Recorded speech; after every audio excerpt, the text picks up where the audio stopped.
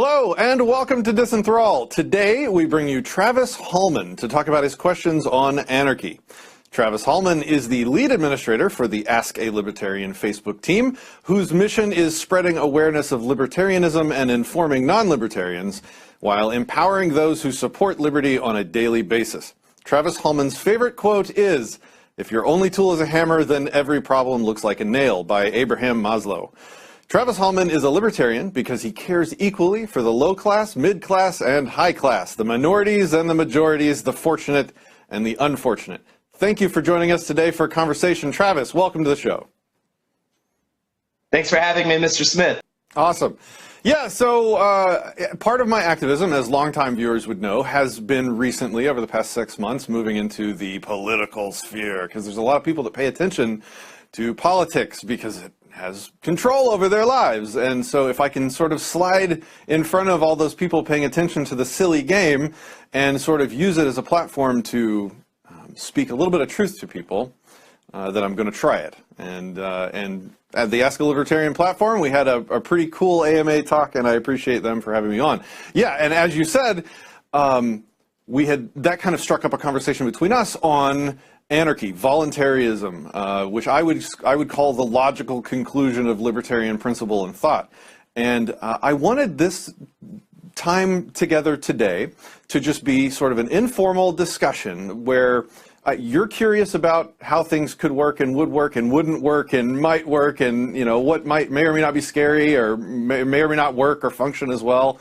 And I don't think there's enough of those conversations online, because a lot of people have the same questions. When I talk to this person and that person and that person, they all pretty much ask the same things. So if we can have one of these conversations live for everyone, maybe we can answer everyone's questions at once. I think this is going to be fun, and I'm excited and looking forward to it. So I'm going to kind of like let you drive the show, though, because this is your conversation. I'm just sort of here to answer questions and to kind of ask questions back at you to make you maybe think about a few things. So take it away, Travis. I would like to move on to discuss demographics that are primed for liberty, just political freedom, civil freedom, economic freedom, any individual type of freedom or overall types of freedom. So a good question to start off this discussion would be, which demographic of people do you think is most primed for liberty outside of the Libertarian Party? I could give a couple examples if that may help inspire. I would have to think about that. Yeah, if you want an answer, I would have to think about that. I don't usually think about people in terms of classes or collectivist labels, so I would really have to kind of slow down and think through that before being able to give you an answer.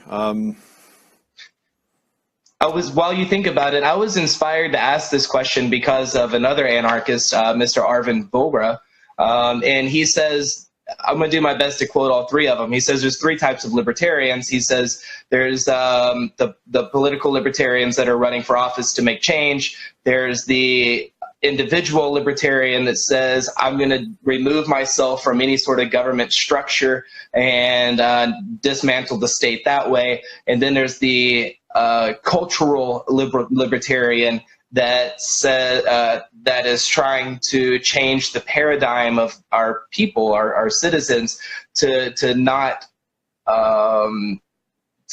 salute or not to brag so much on the actions of our government. So I think an example of an individual libertarian could be people engaging in cryptocurrencies. People that want more competition with the Federal Reserve so that their cryptocurrencies can grow in popularity. Another example would be homeschoolers, people that are invested into educating their children and they don't want competition from a government structured school that's going to put other types of schooling out of business, like private schools. From what I recall, I think I remember reading that you were an unschooler. Maybe you could elaborate a little bit more of what that is and how the ideas of liberty appeal to homeschooling, if not any other demographics that you can think of. Yeah, I think I now understand what you're asking. So I think if you zoom way out, what should our approach as libertarians, big or small L, whatever you want, what's our sales pitch? Our sales pitch should be something like, hey, oppressed class of person, and oppressed class could be anything from people that want to smoke a plant or people that don't want to be stolen from for rolling by a stop sign. It could be anything like homosexual people, any group of people that has been oppressed by a structure of control. The sales pitch is, hey, oppressed class, we're on your side. We don't think you should be controlled in that way. Why don't you join us? Because we have a bunch of people over here that all agree on one thing. You should be left alone to live your life how you want to live your life. The only thing we ask, the only thing we demand in return is that you also respect other people's right to do that in their own lives. To me, that's an unbeatable sales pitch. You get everything you want. Live your life however you want. Do whatever you want with yourself. As long as it's your own body, as long as you're not violating anyone's consent. The only thing you have to give up is your desire to control others. That brings me to my next question.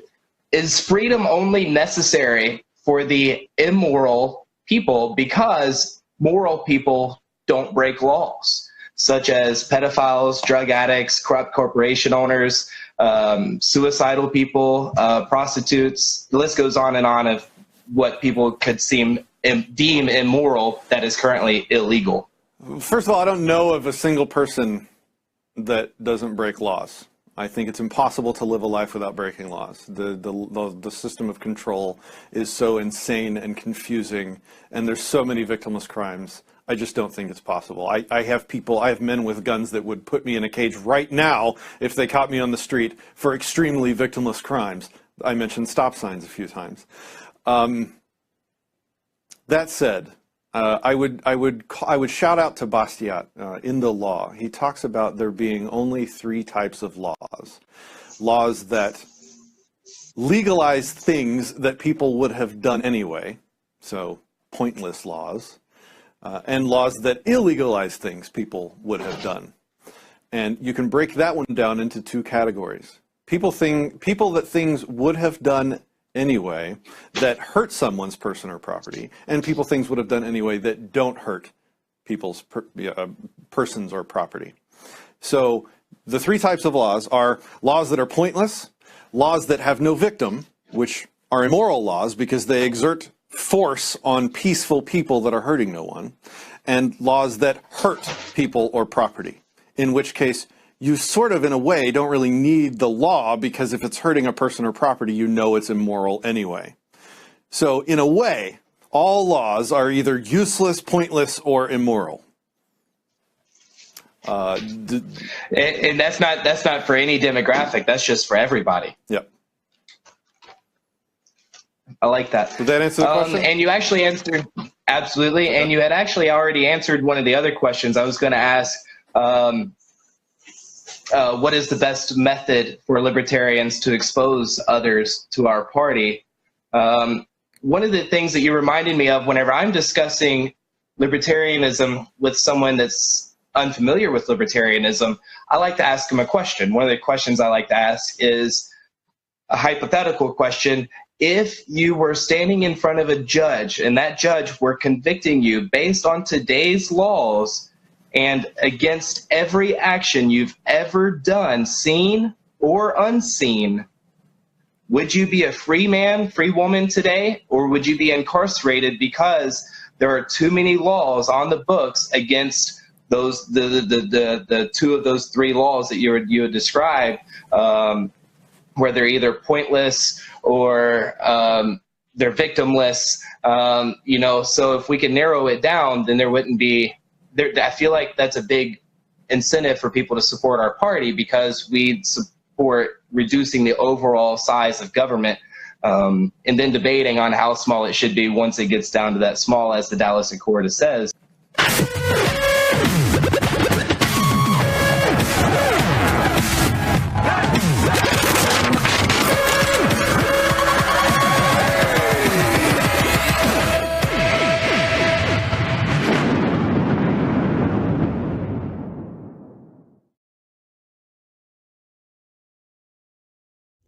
Ask a Libertarian Facebook fan page is spreading awareness of libertarianism and informing non-libertarians while empowering those who support liberty on a daily basis.